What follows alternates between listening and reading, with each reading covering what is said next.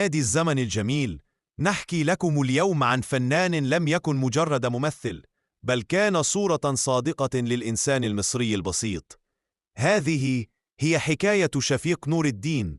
ولد شفيق نور الدين عام 1911.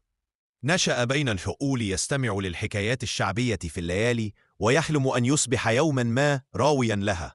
ترك قريته وجاء إلى القاهرة، وهناك انضم لفرقة الهواة، ثم إلى الفرقة القومية للمسرح.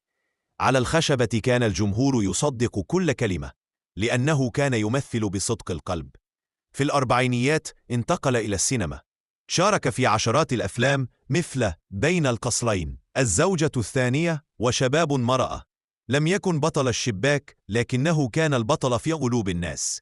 خارج الكاميرا كان بسيطا، يضحك مع زملائه ويعطي النصيحة لمن يحتاجها. كان كما وصفه صلاح أبو سيف الممثل الذي تفوح منه رائحة الطين. استمر في العطاء حتى آخر أيامه، وفي فبراير 1981 غاب عن عالمنا، لكن ملامحه الطيبة وصورته في الجلباب ستبقى في ذاكرة السينما.